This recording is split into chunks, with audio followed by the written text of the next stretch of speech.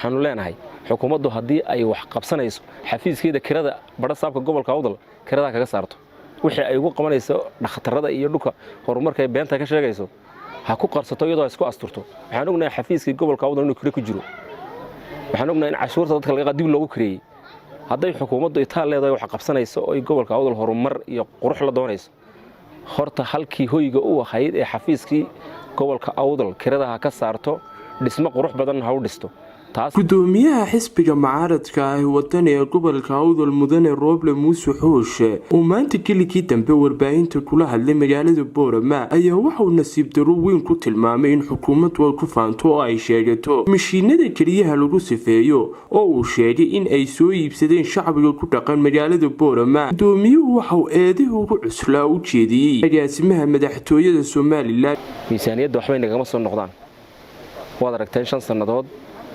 bariijka yar camudeed oo gaadhaynin lacag 400 kuna iyo 5 sanadood laynoogu itisoo itaabtida lagu daraa taas iyadoo kolka horeba ayna jirin waxa naga soo noqda miisaaniyadda qaranka ee cashuurta aynu bixino ayaa haddana imika waxa laynoogu daray been bay noogu dartay xukuumadda hadda jirtay inayna masabido oo wixii shacabku qabsadeen ee shacabku gacmahooda ka ururiyeen ee contributionkii cid walba laga ururiyay ee masaajidda culimadu ka ururisay in ay sheegato run ahaantii waa nasiib darro iyo liidasho xukuumadda hadda jirtay kolka hore waxaan ku baranay wax qabad la'aan hadda laakiinse waxayna bartay been inay shacabka u sheegto war mishiinada kaliyaha iyo oksijiinta mishiinka dhaliya masaajidda magaalada Boorama laga ururiyay annaga idin sheegayna haddaan ku gurasho ogeyn madaxtooyada waxaan leenahay ku faanaysa ay itusoo itaabsiida oo sheegaysa inay awdal u qabatay magaalada Boorama cusbitaalka guud mishiinada kaliyaha ma qaban baan leenahay shacabka iibsaday qurba joogta iyo dadka reer Boorama iska wuxuu qabsay hays caawisa ku iibiyay waxaana been ah iyo wax dadka loo soo dhoodhoobay inay isku soo sawirto madaxtooyadu wixiina ku aan qabsanay shacabku waxaan ugu baaqayaa galbeedka khaasatan gobolka awdal iyo Salelba inay isku tashadaan ay isla cashuurta u bixiyaan si ka wanaagsan contributionka ay u bixiyaan iska wuxuu qabsaday laynagu yaqaanay hays caawiso waxay ka timitay degmada Boon oo ahaan jirtay waqtigaasi degmadii Boorama magaaladii Boon la oran jiray iyo hays caawiso geyga Soomaali oo dhani macallin ugu ahayd maadaama inagu magaalada degmada Boorama ay macallin u ahayd oo magaalada Boon ay ka tirsan tahay waxaan leeyahay dadkeena war xukuumad aan sugno oo horumar ka sugnay ma jirto cashuurtana bixiya contributionka cashuurta inta ay leegna contribution noo ururiya horumarkeena aan ka shaqeyno aynu ku dadaalo in aynu isku tashano oo dal iyo dibadba magaaladani waa magaalo koraysa oo aad u weyn magaalo ummado badan soo degayaan weeyaan aynu isku tashano sida mishiinada aad u iibsateen madaxtooyada wax kalena ha sheegatay bari ha sheegatay aan urursano waxaan ka baqayaa inay masaajidii lagu dhisay iska wuxuu qabsaday iyaga laftooda dadka khayriga ay la baxeen ee geed gobliye harawiye inay xukuumaddu madaxtooyadu tiraado annaka dhisnay ma ka baqaya halkan ruulku madaxweynuhu yimiday wax alliya wuxuu ka jaro xarig buu waayay halku gobolada kale u marayay biyo xidheeno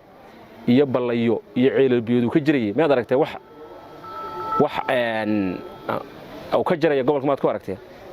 agaasimaha madaxtooyada waxaan ka aragnaa gobolada kale inuu dhisaday madaxtooyaduba oo waxbay ka qabataa gobolada kale ee Soomaaliland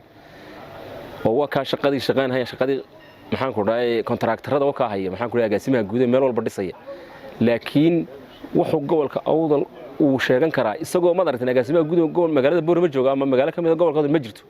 waxaanu leenahay xukuumaddu haddii ay wax qabsanayso xafiiskeeda kirada badha saabka gobolka awdal kirada kaga saarto wixii ay ugu qabanayso dhakhtarada iyo dhulka horumarka ay beenta ka sheegayso ha ku qarsato iyadoo isku asturto waxaan ognahay xafiiskii gobolka awdal inuu kire ku jiro waxaan ognahay in cashuurta dadka laga dib loogu kireeyay hadday xukuumaddu itaal leedahay wax qabsanayso oo gobolka awdal horumar iyo qurux la doonayso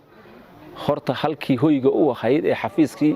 gobolka awdal kirada ha ka saarto dhismo qurux badan ha u dhisto taas ay noo cadeynaysa inayna xukuumaddani u soo jeedin gobolka awdal ay wax ka qabato waxa kale ka sii darantaa